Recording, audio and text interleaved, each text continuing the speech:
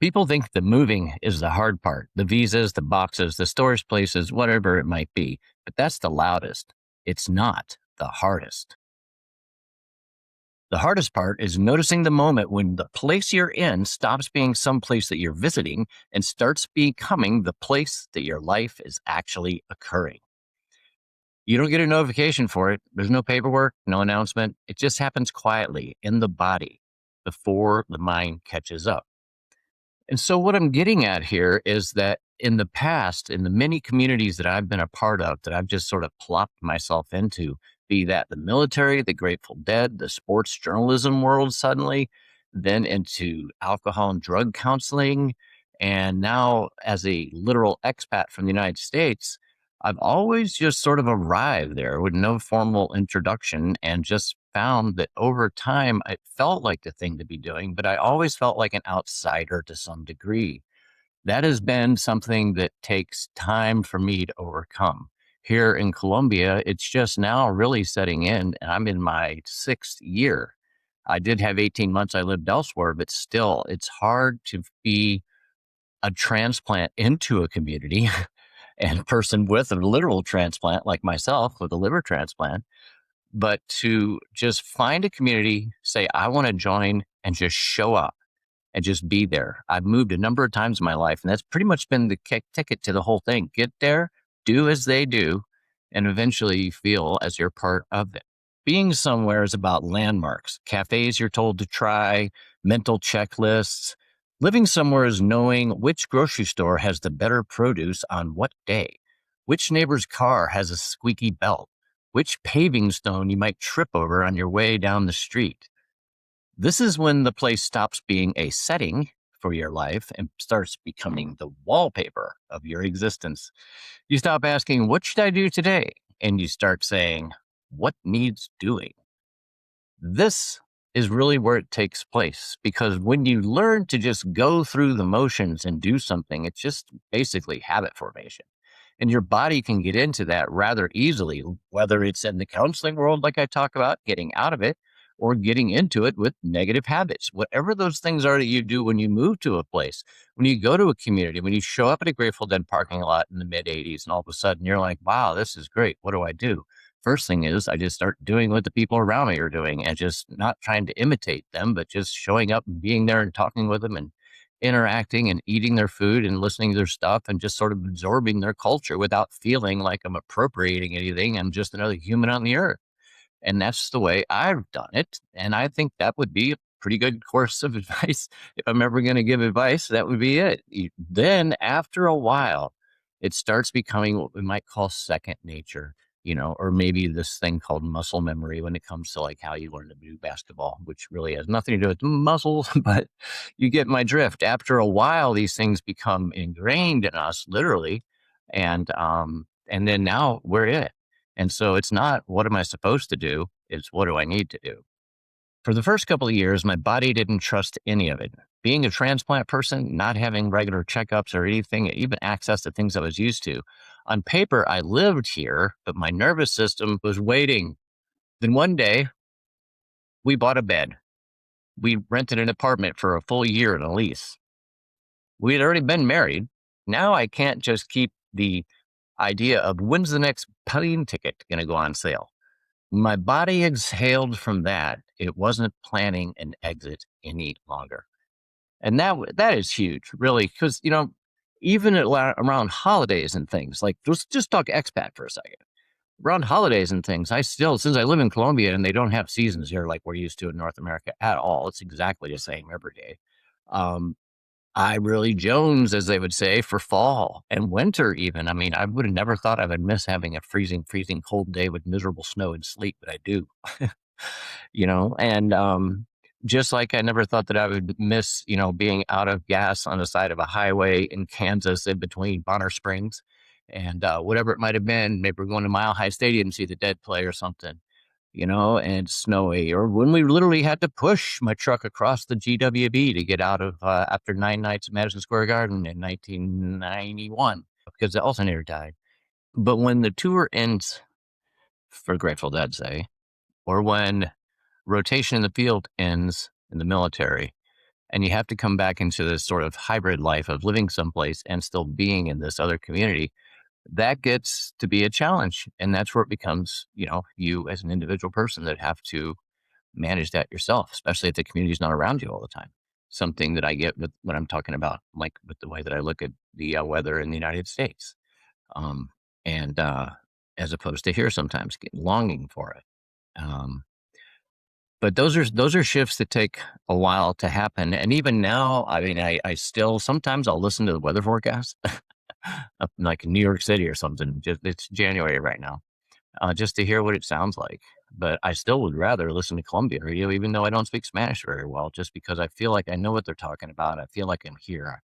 This is what I'm supposed to be listening to. Whether I can fully understand it or not is on me, but I still need to embrace it.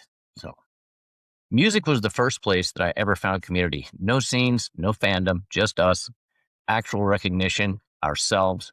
The band taught me how people showed up for each other. Later, the Grateful Dead taught me something deeper. You don't just have to stay in one place to belong.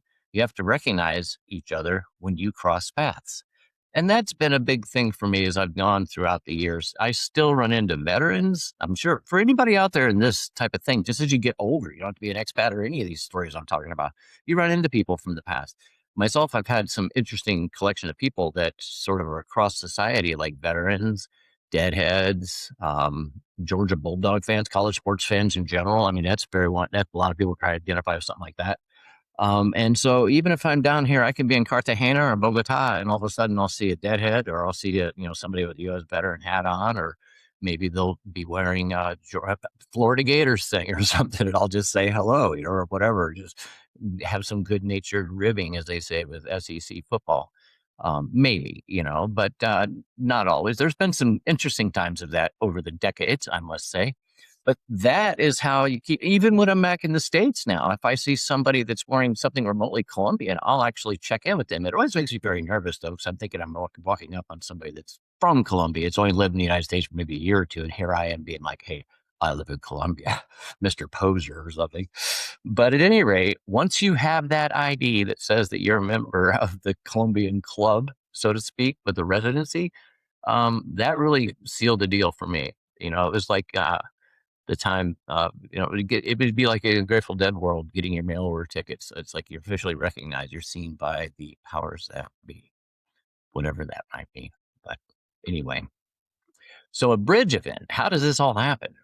In 1997, the Grand Forks flood hit North Dakota. I was living in Oregon. I watched it on TV like everybody else, and the first thing I thought wasn't infrastructure or insurance. It was somebody else had just lost their tapes. Let me tell you, 2 years after Jerry Garcia died, I was trading tapes like crazy. You can see the tape list here. I have a screenshot here of it. And I was in the back of Relics magazine and all of this. I was out of the Army, so I still had veterans thing in my head strong. I just gotten off of several years of being, following Grateful Dead around the country up till the time Jerry died, basically. And now I was living in Oregon because I bailed on the East Coast. So I'm living in Corvallis, Oregon. And then boom, those floods hit. And I was like, well, what can I do for my community? And so I sort of went back to my military training, you could say, like, okay, what's the situation here? We got to fix this. And then I sort of added into the Grateful Dead love part of it, I guess you could say. And I went and I started a little website called Wake of the Flood. Yes, named after the Dead album. I figured it was appropriate. And so I advertised in the local paper in Grand Forks and in Relics magazine for deadheads to come together to help any deadhead that had lost their tapes. And the tape flood, like not tape flood, but the city had flooded. So I figured there had to be a deadhead there that lost their tapes. We got to help this person. And so it went pretty viral in those days.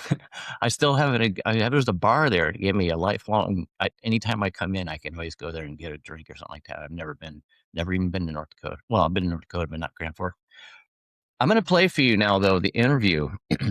Minnesota Public Radio called me, and they did an interview with me about this.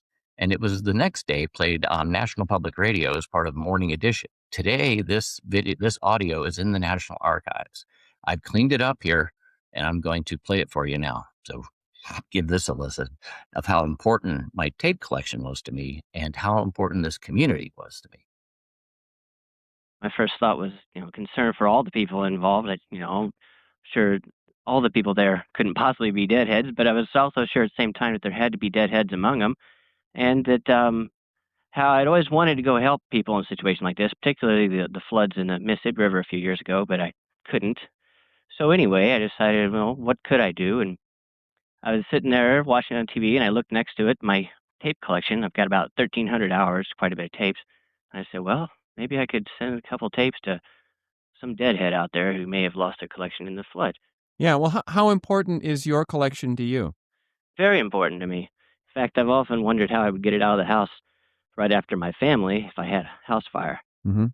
And I saw an interesting thing the other day on the internet. A guy had said that he was worried that if his car ever got stolen, he wouldn't mind the loss of the car, but wouldn't want to lose the tape that was in the tape deck. Yeah. Well, and the Red Cross and other relief agencies are trying to reunite people with their pets because they think that that's a very important thing to be back with some part of your normal life. Well, sure, those you can go out and buy a new microwave oven and all that, but the little things that connect you to whatever's important in your life are what really matter. And obviously, we can never rebuild somebody's exact tape collection, or if they did lose their pet, maybe getting a new pet would help. And then that's what I'm trying to do: get these people some new tapes. So what you're looking for are deadheads who are in Grand Forks or East Grand Forks or Fargo Or or anywhere. Pembina, someplace where they got wet and their tapes got ruined. And what should they do then if they want to get in touch with you and get some new tapes going? Well, they can email me. I've set up a website that they can read there, and they can also email me from the website. And what I've done is I've recruited some other deadheads on tape trading news groups on the internet, and we've got 10 of us right now, and each one of us committed 4 tapes. So somebody's going to get 40 tapes, and I'm planning on doing this for 5 individuals. So that's looking at quite a bit of tapes. I'm going to be mailing out to these people. Yeah, will you just absorb the postage costs? Yes, absorbs all costs whatsoever. We don't. It's bad tape etiquette to charge anybody for anything in this whole thing. It's just to try to help these people out. And last thing they need to be worrying about is me saying, well, I'm going to need my $2.18 back for the postage. So as you can see there, I don't know why my voice sounds so much higher there. I didn't want to try to mess with the audio. That's exactly how it came from the National Archives. But I had actually purchased that, believe it or not. Um, but it's like $5.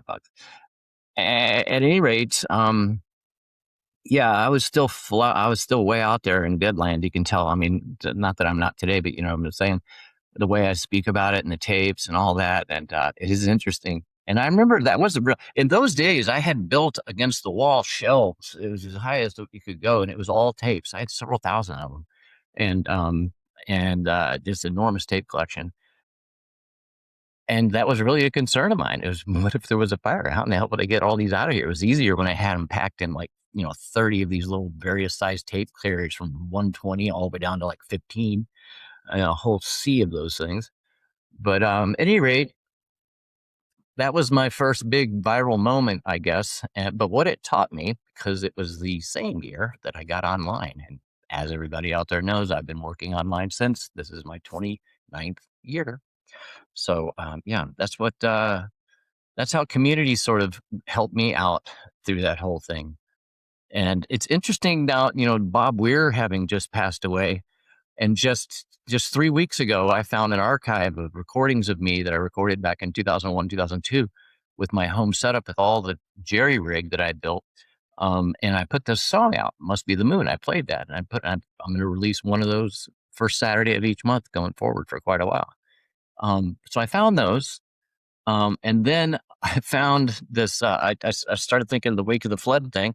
And then of all the other crazy connections, this has been a lot of connections. My daughter and I were on the way to see Dead and Company in Atlanta in 2017 when I got a phone call to tell me I had liver cancer. I didn't mention it to her. I've talked about that elsewhere here on the channel. The summer after I got my liver transplant, my daughter and I went to see Dead and Company at Wrigley Field. 2 of my sons were able to see Jerry Garcia. Iron Maiden is totally in my life, as everybody knows. And if I could find it here, I'm not going to bring it up on my phone. But get this, all these things all coming together. The departure of Bobby not being a good one, obviously, But just the watershed of all this stuff coming out right now for me personally. I mean, Iron Maiden's all around me, right? I mean, Iron Maiden's what we mostly talk about here, and they're coming to Bogotá, Colombia, and my wife and we've got tickets. I've got one extra ticket that I'm offering to Gen X transplant bro Troy, the co-host of the Free Will Burning podcast. If he will get his passport in time down here, he will be going with us to Bogotá to see Iron Maiden in October of this year. So isn't that neat? So my wife and I lose the opportunity of her ever getting to see anything Grateful Dead related, because now, I mean, unless one of the drummers does something, there's none of them left. I mean, there's other stuff, but still, you know what I mean? For me, really, the Grateful Dead ended in 1995, but I don't mean that in any disrespect, certainly to anything Bobby did. I mean, I loved all that. Phil and Friends, Further, Rat Dog. I went to a lot of those things. Not a lot, maybe about 15 over the entire span, 10, I don't know. But enough. Well, more. But anyway, what a long, strange trip it's been, right? So that's about it. I think that at the end of all this, it's kind of like I'm still on tour. I used to say that I was still out in the field, because when I left the military, I never went and got a regular day job anywhere. And so I just eventually hit the Grateful Dead trail, and then went from that right into this .com space, where I've been sitting right here, just like this, self-employed, for 29 years. So that about wraps this up. I was all over the map, but Accidental Expat really doesn't have a purpose other than just me getting on here rambling, right? It's my channel. My name's on it. Troy and I have the Free Will Burning podcast on Fridays. That'll be out. We usually will release a half of that. Listen to me. Half of that in some kind of shorter form on Mondays for those that don't want to listen to the entire thing. And then on once a month on Saturdays, we're going to have the Must Be the Moon, where I'll come out. I'll talk a little bit of Grateful Dead tour stuff there, more about touring days, more photos, whatever. And then also drop one of those songs, talk about where that song come from. Golly, I'm like, what's going on with my English today? And of course, as you know, the lyrics to the first batch that I'm going to be releasing are all from Robert Hunter from Box of Rain, that were not used by anybody to my knowledge, except for one that was later after I'd recorded. Warren Haynes did it. And we'll get to that song perhaps next. So with that out of the way, if you like this kind of content, please comment, subscribe. That helps the algorithm. I'm supposed to be saying that about every 30 seconds this whole time, I realize, but that's just the way it goes, right? And so if you have any questions, please reach out to me. If you have any resonance with any of this, if you're involved or did these Dead tours, if you by chance know of anybody that got tapes from the Wake of the Flood thing back in 97, man, I'd love to hear about it, because I think we got about maybe a dozen, 20 people out there. But and I didn't read, I put the screenshots up I got them off the Wayback Machine. That's how I found the actual website. And it's hard to read. It's grainy. It was done in the early days of me doing websites, obviously, 1997. So with that, I'm out. Please comment, like, subscribe. Let me know what you're thinking. If you like this kind of comment, say something. Please reach out. Till next time, take it easy, man.